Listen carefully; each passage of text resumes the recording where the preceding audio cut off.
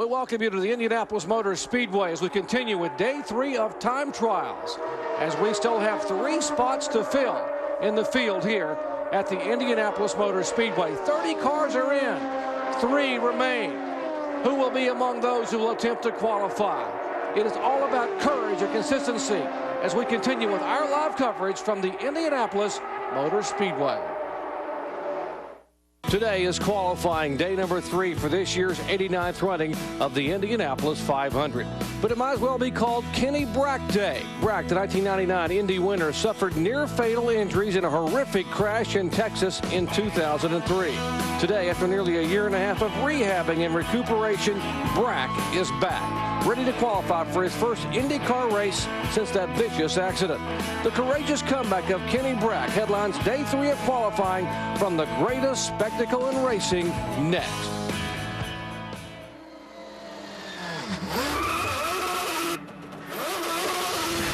Green flag is out. Release the hound. Buddy Rice wins the Indianapolis 500. 2005 IndyCar Series is off. And we welcome you back to the world's greatest race course, the Indianapolis Motor Speedway, as we continue with live coverage of IRL IndyCar Series Indy 500 Time Trials Day 3.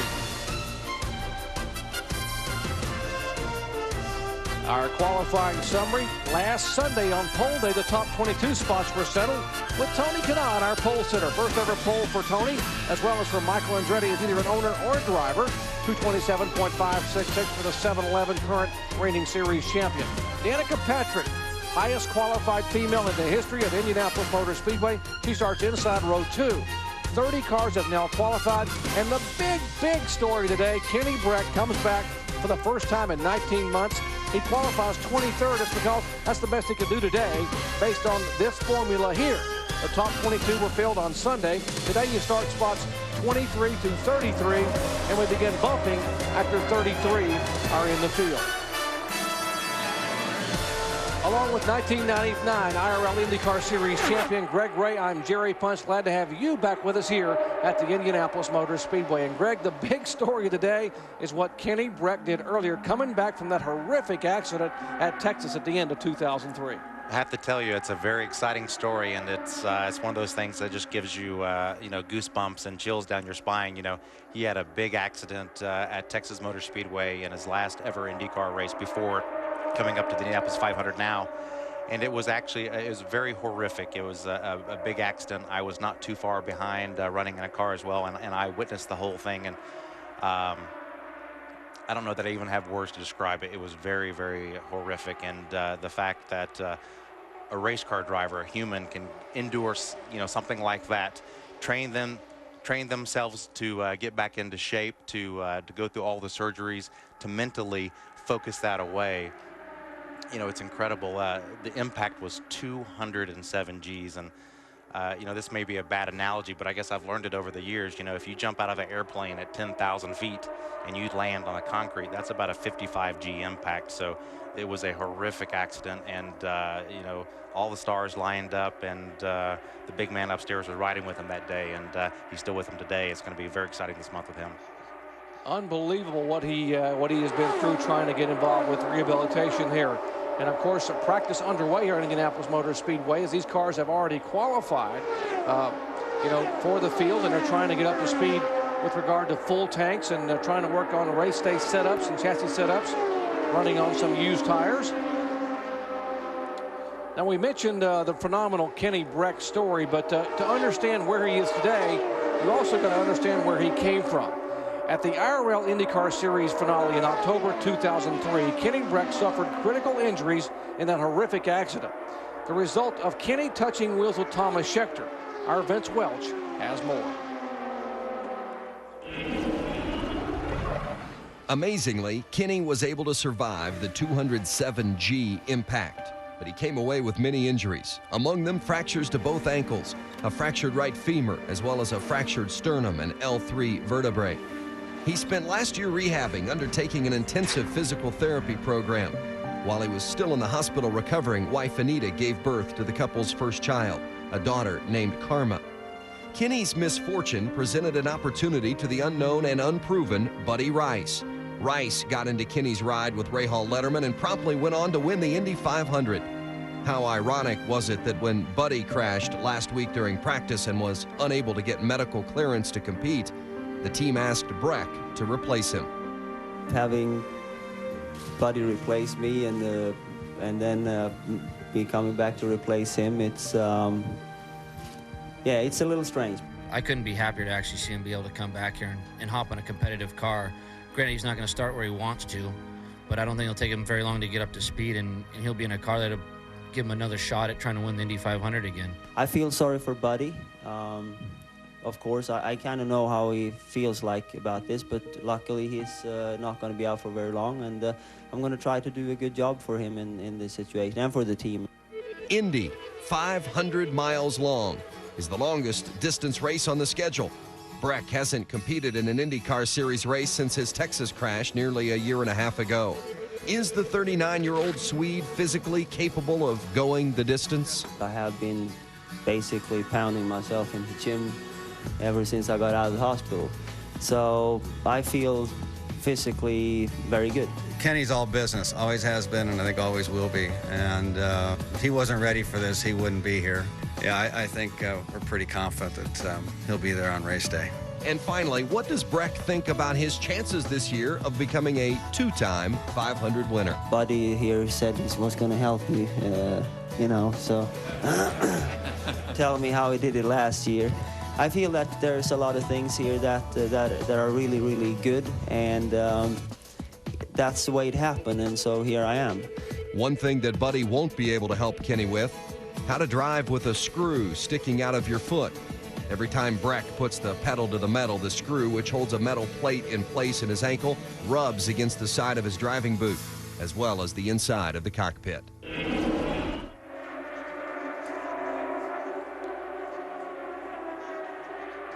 Well, qualifying began today at 12 noon, and at 12:25 p.m. local time, Kenny Brack returned to competition in an IRL IndyCar Series machine for the first time in 19 months. How did he do? Well, the torn ligaments for Buddy Rice precluded Rice from being able to race, and now he's in the car all alone.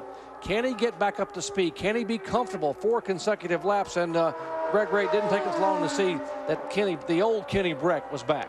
Yeah, no, Kenny hasn't changed at all, you know, and he said earlier today that really all week long, or since he's been in the car this week, that they've been working on race setup, just trying to get him comfortable and try to, you know, learn what the car's going to be like on race day and really just get him up to speed. So he said he didn't know how fast the car could go, and today they trimmed it out this morning, and you can look at his rear wing right now in this rerun.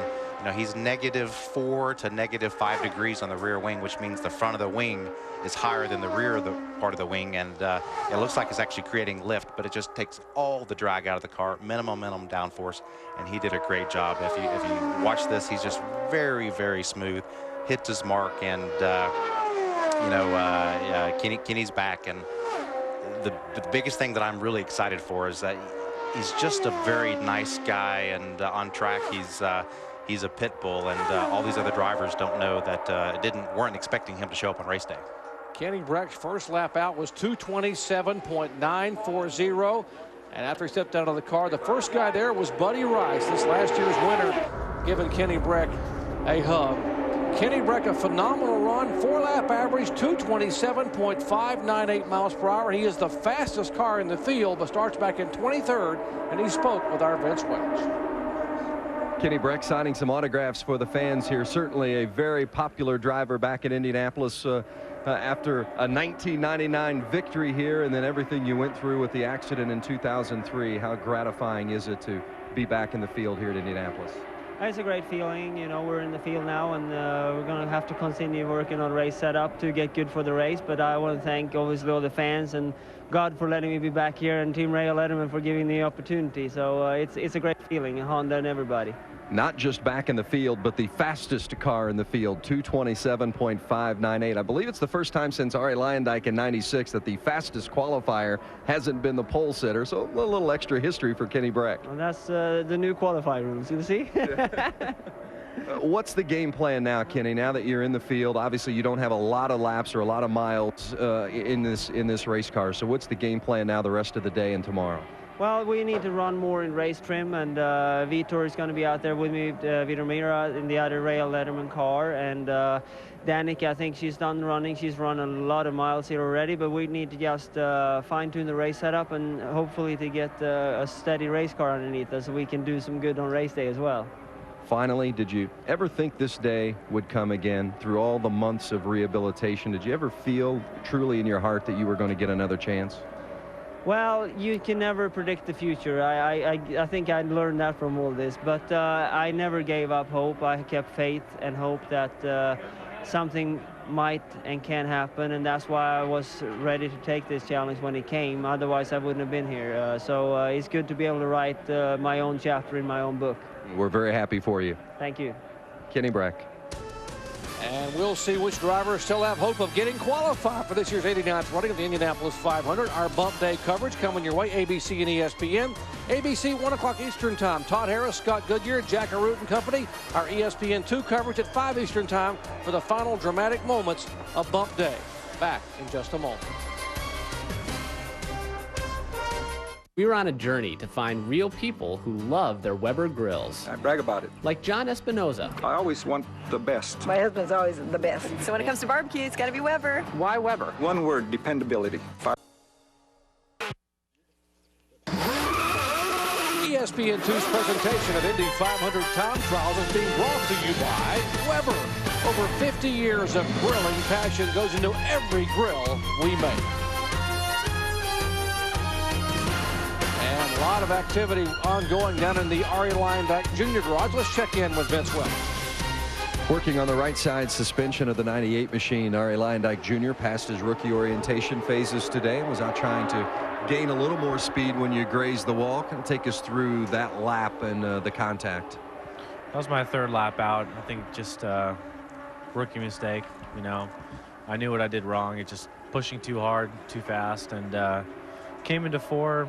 Everything was fine. Went to the middle of the corner, tried to keep my foot down, and then started pushing up to the wall. By the time I started lifting, it was too late, and hit the outside of turn 4. Not very hard, but hard enough to do enough damage to where it'll keep us off the track today. So I'm really disappointed, and you know, try to do it tomorrow and get the car up to speed again. Your dad made the comment kind of throwing you into the deep end. You know, you're trying to get through your rookie orientation phases today. You've done that. Now trying to get up to speed to qualify and then race in your very first IndyCar Series event, being the Indianapolis 500.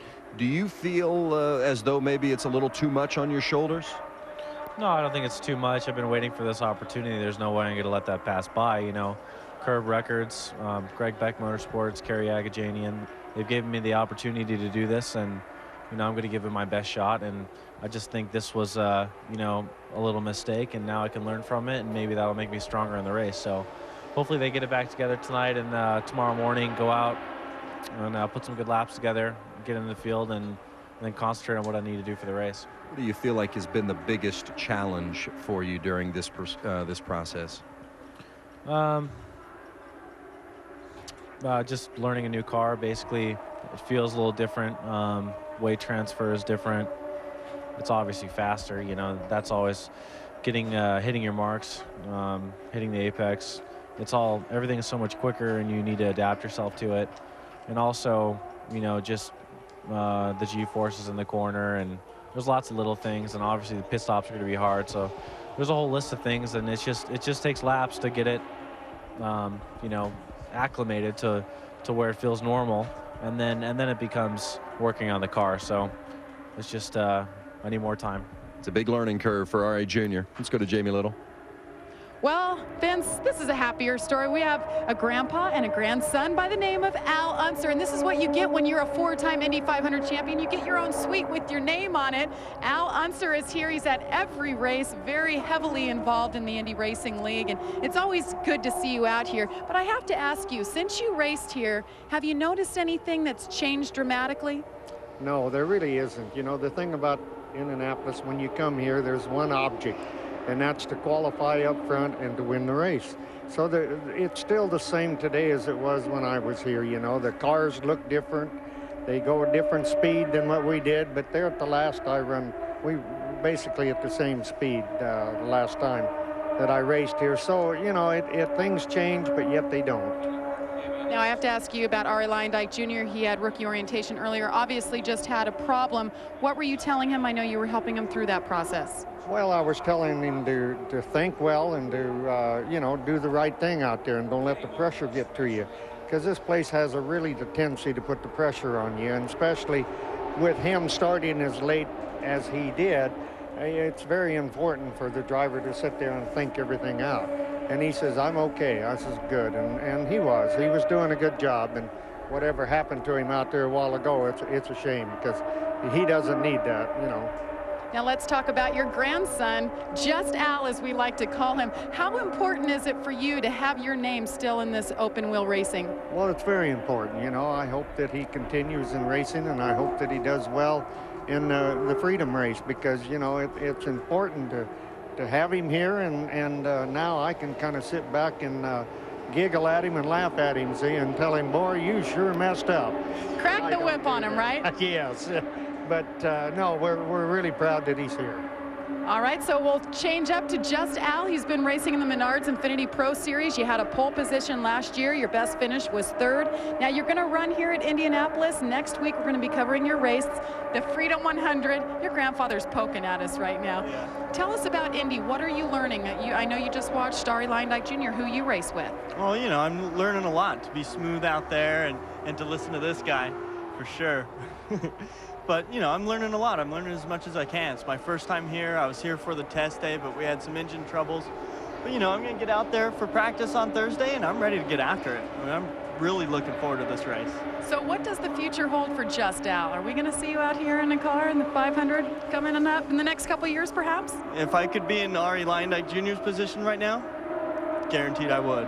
So that's a yes. We're going to see you in the next couple of years. Keep that Unser name alive. Get out here as soon as I can get out here. Well, best of luck to you. Next Friday, we will have coverage on ESPN2 of the Freedom 100, the up-and-coming boys.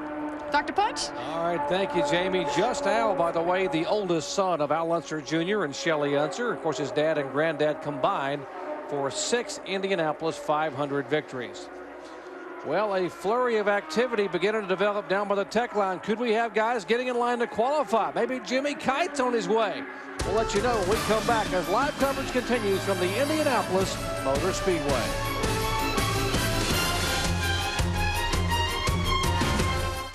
Dan Wheldon's dream? To win an IndyCar Series race.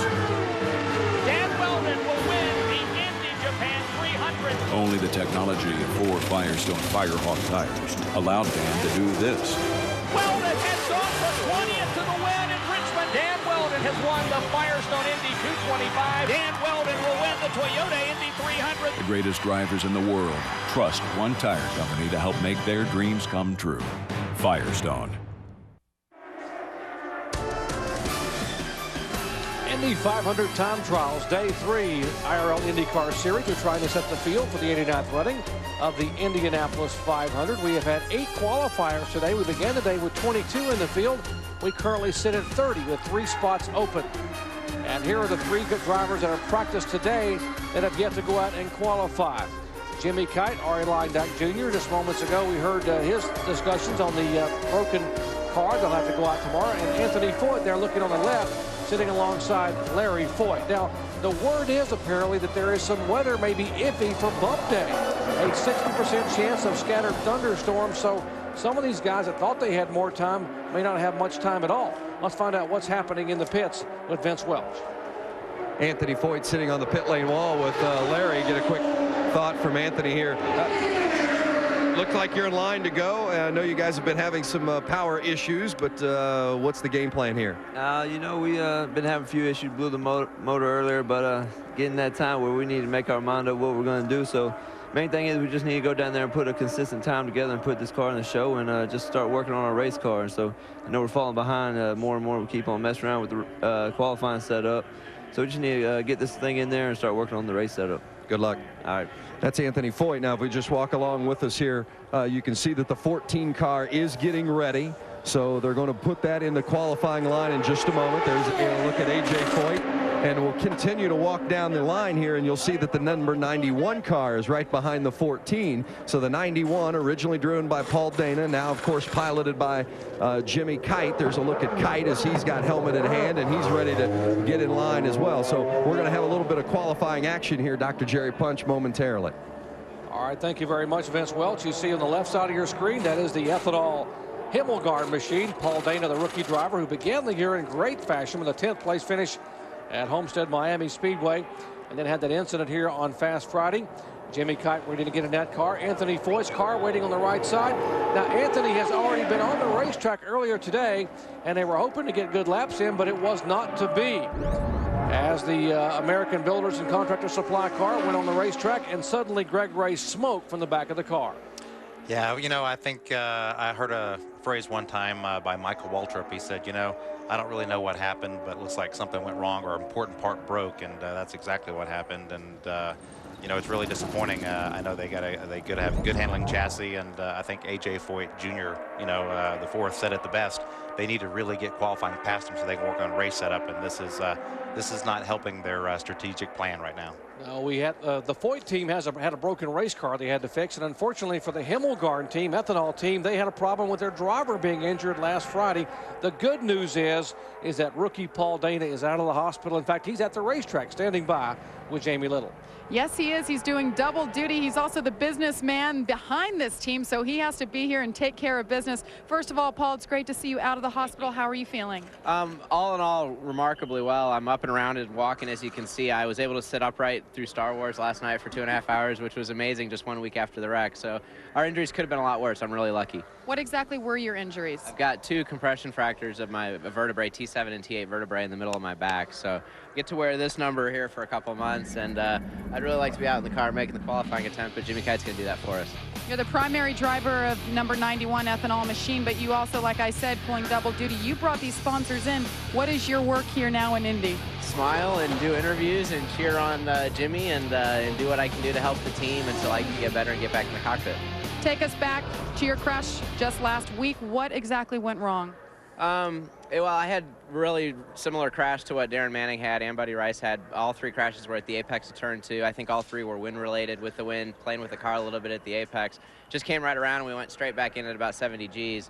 I think the safer walls, the safer barriers here, and the professionalism of the medical staff are really responsible for me being here walking and smiling and talking. So. You know, all these drivers go out there and they make it look so easy, these veterans, and then there's rookies that come in. How difficult is it really to get in a car and drive 230 miles an hour on this track? It's a step up here, especially in turn 1, and just because it's the longest straightaways of any of the tracks we go to, so it's an intimidating place. But, you know, one of those crashes at the apex of turn 2 was the guy that won it last year, so it can catch the veterans out as well. Well, you, I assume, have confidence in Jimmy Kite. Yeah, he's done a good job for us picking up where I left off on our setup plan and getting the 91 car up to speed, and we'll see what they can do. All right, Paul, best of luck to you. Glad to see you're all right. Thanks a lot. Dr. Punch? Thank you, Jamie. Good to see Paul Dana back here at the racetrack. Hopefully he'll heal up quickly and get back in that ethanol car for Ron Hemelgarn and company. When we come back, well, Jimmy Kite on his way to climbing that car, and the Stockbridge, Georgia driver will attempt to qualify for his 5th Indianapolis 500. Back with more in just a moment. Okay, everybody, welcome back to Indianapolis. Jimmy, welcome again. You're going to go out of here, go right up on the racetrack. You're going to go around. If they want you to start the run, it'll be 3rd time around. Start your first attempt on the car. You get 3 attempts today, even if you run it to completion. If you complete the checkered flag and become our 31st qualifier, stop at the start-finish line where the car gets impounded till 6 o'clock, unless you make any other changes with it. So go out there. You've got a good, solid race car under you. Give me 4 good practice laps. 3rd time by the green. Let's put her in a show. Thanks, Ron. Ready when you are. Okay. All right, those are the instructions to 29-year-old Jimmy Kite, and who's attempting to qualify for his 5th Indianapolis 500. His heroes in racing are Jeff Gordon and the late Tim Richmond, who had a great run here as a rookie years ago. Jimmy lives in Stockbridge, Georgia, and as we mentioned, he is subbing for the injured rookie Paul Dana. Ron Hemelgarn, legendary car owner who won the Indy Car Series title in 2000 with Buddy Lazier. Of course, they won the Indianapolis 500. They were the first winner under the IRL banner of the Indianapolis 500 back in 1996. You know, it was funny talking to Jimmy Kite earlier. You know, he acted like it was just all calm and cool and that it wasn't a big event. You know, most of the times that he's been here in his 4 previous attempts, he's come in really in a very late notice, even later than today. So he's got very little practice here before qualifying for his other events. He knows what pressure is all about. He said there was no pressure today. He still had a day to go. So it was really, it was interesting to see his calmness. And, you know, earlier this week, he's ran laps 2:19. This morning, he ran 2:18.7. This afternoon, he ran 2:18.6. So that's kind of the time I think that we could expect to see from Jimmy in this run. And just a reminder that we have 30 cars qualified. The field is 33, so we have 3 openings. And if Jimmy Kite can indeed put this car in, and we will have 2 more spots available before the bumping would begin. We have bump day coverage coming your way on Sunday here on both ABC Sports and ESPN2. We'll have the final hours of bump day, which can be rather dramatic at times. Jimmy Kite has to run 4 consecutive laps. Now they get 3 warm-up laps. And when you're out there in the warm-up laps, Greg Wright, you've done it so many times here, and your 8 times you've run the Indy 500. What are you thinking about when you're warming up, when you're not really under the clocks? Well, I think you really are under the clocks. The minute that Brian Barnhart says go, you are under the clocks. And normally it's second time by. Today, all the drivers and last weekend are given third time by because the weather was cool last week. They're trying to make it the same this weekend for the drivers last weekend. But you are, you know, you're under the gun straight away. You're trying to warm up your tires. You're trying to get the balance for it. You're trying to focus on being very smooth and try to be as flat as soon as you can be. And the drivers that have those fast warm-up laps, you know that they have a pretty good balance and a good feel for it. So, you know, you're under the gun right out of the box. I've heard drivers say that when you cross the yard of bricks, because you're going 230 miles an hour or whatever on the straightaway, that as soon as you cross the yard of bricks, I heard Rick Mears say once, you better be prepared to start turning the steering wheel or think about it, because your turn 1 is there that quickly. Well, you know, turn 1 is the toughest track corner on the racetrack. You know, they say from a map that all 4 corners are the same. They don't look the same. They don't feel the same. They don't drive the same. And the toughest part about turn 1 is that's the first full speed lap. It's the first time that you really have to be flat. And if you look at pit wall goes all the way down to turn 1. So it's the only corner that you have least visual cues. You just kind of come spitting out of the straightaway and you look into a corner and you're traveling, you know, 400 feet a second, and things are happening in a hurry.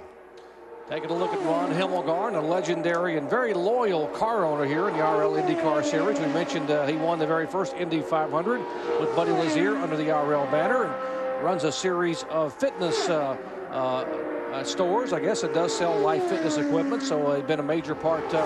He's outfitted many of the IndyCar Series racing shops with fitness equipment over the years. Now hoping to get a rookie in the field, but that wasn't to be because of the Paul Dana accident. Now putting Jimmy Kite in. Jimmy Kite, first time by, 218.596 miles per hour. That's his first lap. That would make him currently the slowest car in the field. The 30th qualifier is Jeff Ward with the 4-lap average of 218.714. You know, also talking to Ron Hemelgarn, they kind of know where they're at in the big scheme of things with the speed, and you know, he said short of anything happening bad, they were going to take this time and kind of see where it stuck. They knew if they get bumped out that they could bump themselves back in if they tried hard. You know, and this place is not just special to everybody because of the history of the Indy 500, but Ron Hemelgarn won this race in 1996 with Buddy Lazier, and I tell you, it is the most historic, hallowed ground, like you say, in motorsports, and you just can't get over these feelings. They really are amazing just to be here.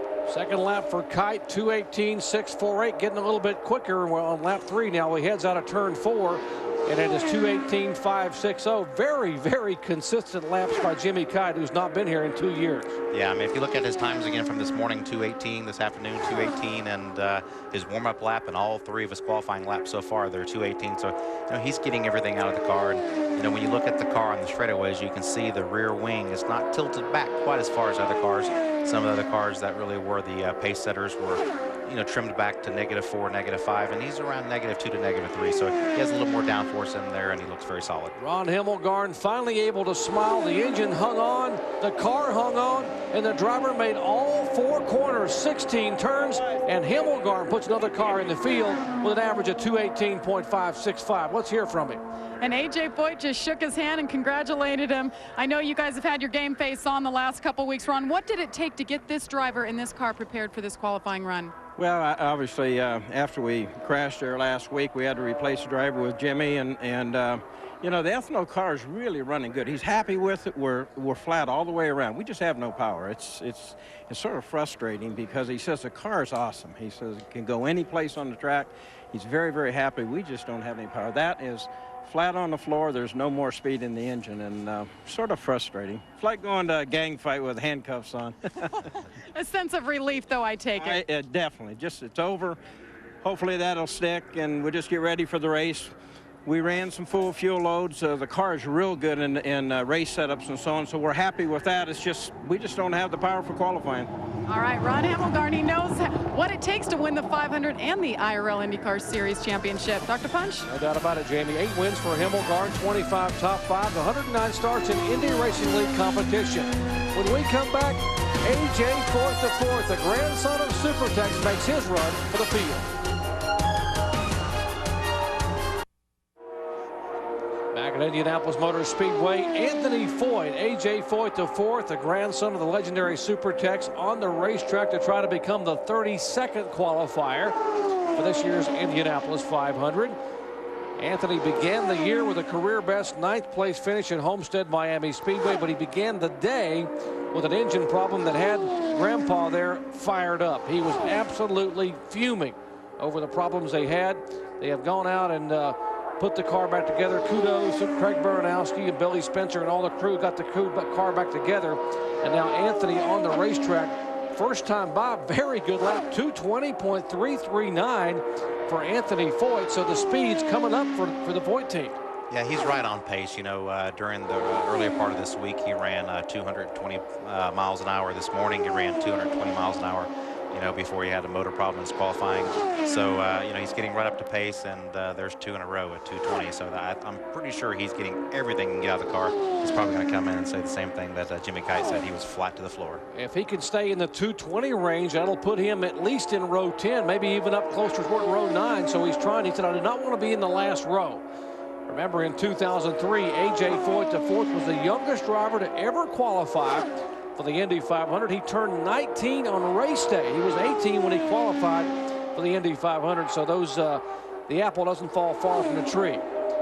And there's Grandpa talking to him as he comes by on the radio, offering some encouragement.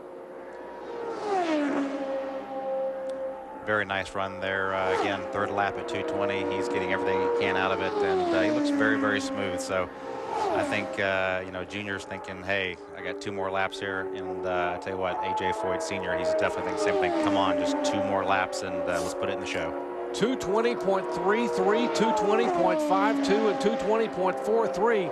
Anthony's he's very consistent, so he's getting as much as he can get out of that car. I think AJ's frustrations there, where they were hoping to have just a little more power. That was his frustration a little while ago. As Anthony comes out of turn 4 and takes a checkered flag, Anthony Foyt in the field with a 4-lap average of 220.442, puts him currently 28th on the starting grid. Let's head down and talk to AJ. Well, AJ, he was very consistent there. Are you happy with what you got? Not really. For the crap he was driving and the power he had, he did a hell of a job. What else can you guys do? I don't know. Are you relieved that you're in the field? Hell no. I didn't come here to run in the back. Well, there you have it. He has his grandson, A.J. Foyt IV, in the field, and his son, Larry Foyt. Vince? Well, Jimmy Kite is in the field as well, and we just heard A.J. Foyt saying, hey, I didn't come here to run in the back, and I know that none of you want to run in the back, but sometimes you got to just get what you can get. Is that what you felt like you took out of your 4 laps, Jimmy? I mean, there's some situations, that are out of some people's hands, and, we just, I know, here at the Ethanol Hemelgarn Racing, we put everything we could in the car. I drove 4 laps flat, trying to free it up as much as I could. It's like I said, maybe Ari Sr. could have got another mile an hour out of it, but I'm pretty sure that's about all that car had in it. Yeah, I mean, even, little Foyt and stuff. I mean, we're all driving the wheels off of the car, and, we're just, that was all it had. Relieved to finally be in the field. This is Saturday. Normally, you're not in the field until Sunday at about 5 o'clock or so you're a whole day ahead of time. Yeah, it's it's a new feeling. I mean, one of those, in a way, it's, kind of relieved. It's like, wow, I actually just, get to work on full tanks tomorrow, just relax, have a good time. But, then again, I've seen crazier things happen. So, I mean, you never know. I mean, I might be back tomorrow trying to requalify. I mean, who knows what the guys in the garage are going to do tonight. But it's a pretty cool feeling knowing, I still have tomorrow, and I'm, my name, number's already up on the board. I mean, it's pretty exciting. Well done. Congratulations. Thanks. Glad to be back. Jimmy Kite. Doc? Thank you very much, Vince. Always good to see Jimmy back here at Indianapolis Motor Speedway.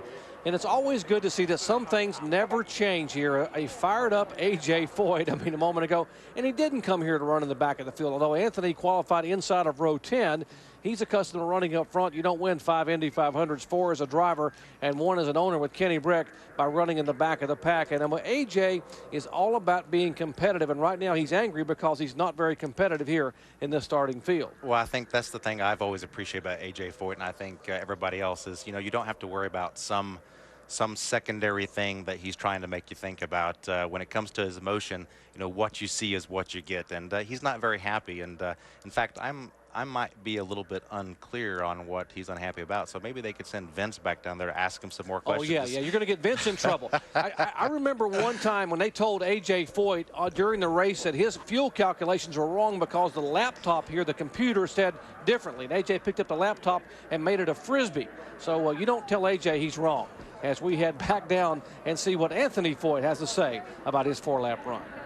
Well, your grandfather wasn't too happy with the final product, but I think he was happy with what you got out of it, but not happy with the numbers. How about your impressions of the qualifying run? I was expecting, we ran there earlier in the month, so I was expecting to have more for qualifying day, but our day has been going horrible so far today, so I was glad to get those 4 consistent laps in. Just put it in the field, and we're not, we weren't going to be up front no matter where. If we were still going to 23rd at the best, so a few rows don't really make a difference in a 500-mile race. So just glad to get the ABC car in the 500, and we'll go from there. I know the speed is not what you wanted, but you were incredibly consistent. Maybe a testament to your driving ability. Could you tell lap by lap that they were very similar?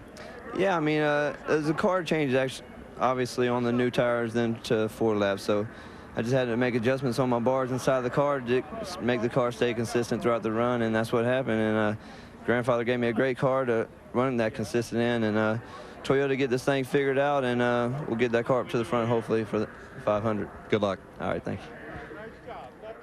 All right, thank you very much. And you take a look at A.J. Foyt. We welcome those of you who've enjoyed the Preakness and joining our coverage here. We're talking about 700 horsepower at Indianapolis Motor Speedway, though. Current pole sitter, Tony Kanaan, 227.566.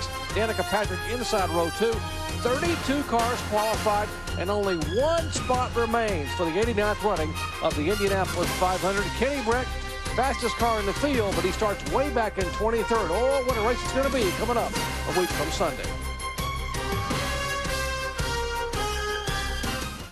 Coach says, why pay more to stay somewhere? And we welcome you back to the Indianapolis Motor Speedway, along with Greg Ray, our expert analyst, Vince Welch, and Jamie Little. I'm Jerry Punch. Glad to have you with us, and we'll take a look at the starting lineups as we had them set thus far. Front row, Kanaan, Hornish, and Sharp, an all-championship row 1. Danica Patrick. Yes, Danica, what a week she has had, what a month she has had here, driving for Ray Hall Letterman, highest qualifying woman in the history of the Indy 500. Elio Castro-Neves and Dario Franchitti filling out row 2. Back in row 3, Vitor Mira. Watch for Vitor to be a major factor on race day. Last year's Rookie of the Year, post-game Matsura, and the 1996 winner, Buddy Lazier, in a Chevy. Back in row 4, Thomas Inge, the rookie who missed the race at Motegi because of broken ribs. Thomas Schechter, he has led a ton of laps at this racetrack and is yet to win. And the former pole sitter, Bruno Junqueira. In row 5, the 2003 Series champion, Scott Dixon, he is overdue for a great run. It may happen here a week from Sunday. Adrian Fernandez, his first run in 2005. And Sebastian Bourdais, the reigning Champ Car Series champion. Current points leader for the RL IndyCar Series, Dan Weldon, inside row 6. Roger Yasukawa, and the 2-time pole sitter this year, Brian Herta, in one of the Andretti Green Machines. Darren Manning, Richie Hearn, and Jeff Bucknam in row 7. Bucknam, the rookie, making only his second start. Alex Barron, one of the Red Bull Cheever cars. And there's Kenny Brack, fastest car in the field, Brack at 227.598. And Ryan Briscoe, these cars 23rd on back are the ones that qualified today. Patrick Carpentier, the French Canadian, doing a nice job getting that car in the field. Ed Carpenter and Jacques Lazier. AJ Foyt IV, who disqualified a moment ago inside row 10. Marty Roth and Larry Foyt, 2 Foyts in row 10. Row 11, Jeff Ward and Jimmy Kite.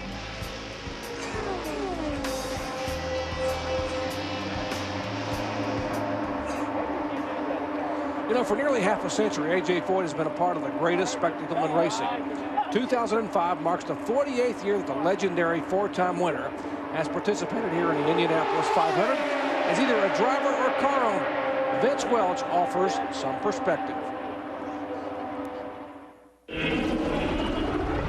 When the 4-time winner first came to Indy in 1958, the United States was in the midst of some happy days. Eisenhower was president, and the Elvis craze was just beginning. I come here not really early, but my car wasn't here yet. I went to sign in. They said, no, you can't sign in. So for about 3 or 4 days, I had to walk around the outside of the garage here. I couldn't get in the garage here, nothing, until my car got here, you know. In 1964, 3 years after Foyt's first Indy 500 victory, fellow Texan Lyndon Baines Johnson was beginning his presidency following the assassination of John F. Kennedy. Vietnam War protests were coming to the fore, as were the Beatles. The British influence was felt not only in the music world, but also here at Indianapolis, as AJ that year became the last person to win the 500 driving a front-engine roadster. I knew that Lotus and Chapman and Ford Motor, they had a big advantage over the 4-cylinder Alfie and the Roadsters. And, you know, we knew at some time was going to have to go with them. And it was a great day because we, you know, I had a lap on the field. But at the same time, it was a sad day because I lost a couple good friends in a terrible accident they had. And so really, the glamour kind of went away. AJ's 4th and final win as a driver came in 1977. The U.S. had just finished celebrating its bicentennial. Jimmy Carter was president, and the country was mourning Elvis's passing. It was also the final 500 witnessed by Tony Holman, who had bought the track and saved it from ruins following World War II. I think it's one of the few times that Mr. Holman ever rode around the speedway on the victory lap. So that's something that's just hard to put in words, but it's something I'll never forget because the Holman family, they more or less give me a place to live. You know, his daughter Mary and Elmer George back way then. And we come very closely, you know, related, and I'm talking about his friends. So it was very, very special. If it wouldn't been for Indianapolis, I'm not saying a lot of people would have known of A.J. Foyt, but actually that was my first stepping stone, and I like to race here, and I always looked at Indianapolis being my second home. And A.J. Foyt, who's 172 major event victories involve a driving career that spans some 4 decades in 3 continents and 5 different countries. 35 consecutive Indy 500 starts as a driver, and he is the only driver to win all 3 of the crown jewels. He won the Indy 500, the Daytona 500, and the 24 Hours of Le Mans. What an incredible story, an icon in open wheel racing. He has 2 Foyts in the field, and he hopes they will have a chance to follow in his footsteps as future Indy 500 winners. Come on, wake up. Waking up is overrated if you ask my middle toe. Final minutes of day 3 of Indy qualifying here as we are trying to set the field for the 89th running of the Indianapolis 500. 32 cars are locked in. 1 more spot, and then the bumping would begin. We'll be here on Sunday afternoon at 5 o'clock Eastern time for coverage of Bump Day as we see what happens. And it's always exciting to see who's going to come out and try to qualify, get in a backup car or another car. And the 1 car we thought might be going later today, that's Arie Luyendyk Jr. He will not go out and qualify after an incident with the wall. And right now, by the way, the track is under yellow because we have the car of Adrian Fernandez that has rolled to a stop here on the racetrack and needs an assist to get back on pit road. There's a look at the likable Mexican driver who, by the way, finished the highest ever for a Mexican driver a year ago here, coming home in 7th place. And so as the minutes click away here in the final hour of day 3 of qualifying. Why don't we check in down on pit road and see if some of our pit announcers have some final thoughts on what they have seen today up close and personal. First, here's Vince Welch.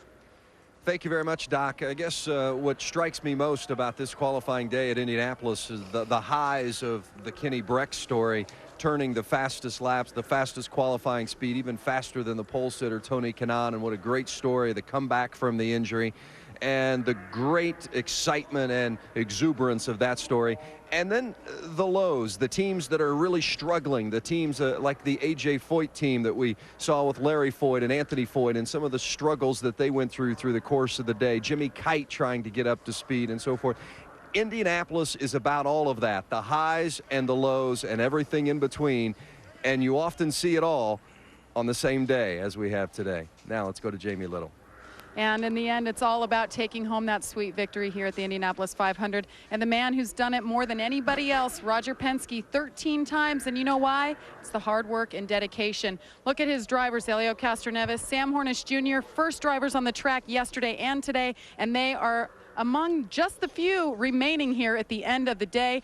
Elio's lap put in over 130 laps, testing different things, trying to get it just right. Yesterday, he was 13th quickest. Today, he's moved all the way up to 3rd.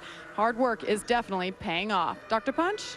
Thank you very much, Vince and Jamie. Indianapolis is all about the ebb and flow of emotions. These gentlemen will start here. They know that this is the day that could change their life forever. If you come here and you win the Indianapolis 500, your place in open wheel history is secure. Greg Rea started 8 Indy 500s. 1 from the pole. And Greg, you know how much this race means to these drivers we're looking at now who are in the field for the 89th running. Absolutely. The Indianapolis 500 is the race of all races. It's something that I dreamed about as a kid, and I know that every driver and every participant, every mechanic, every owner has dreamed about that their entire life as well. And some things that really stick out in my mind today is what Ari Luyendyk Jr. is thinking about. He knows he has to get this car back up to speed and get back out there tomorrow. It's a very new experience for him. And then just looking at the depth of the field, I mean, really, if you look at the resumes and the backgrounds of all these drivers, I mean, really, any one of these guys can win. But if you look at the top 8 rows, the top 24 cars, I mean, nobody could say that one of those guys doesn't have a shot. So they say it year after year about how competitive the Indy 500 is, and I don't think I've ever seen a field of drivers that have this deep of resumes. Our coverage tomorrow on ABC and ESPN2, 1 o'clock Eastern Time. Todd Harris, Scott Goodyear, Jack Root and company, and back here with our crew at 5 o'clock Eastern Time on ESPN2. Well, for Jamie Little, Vince Welch, Greg Rea, and our entire ESPN2 crew, I'm Jerry Punch. Once again, congratulating Kenny Brack on a phenomenal day. What a comeback for Brack. He becomes the fastest qualifier in the field with a 4-lap average of 227.598 miles per hour. Coming up next, major indoor soccer league action from St. Louis, Missouri, the Milwaukee Wave, and Cleveland Forest. This has been a presentation of ESPN, the worldwide leader in sports.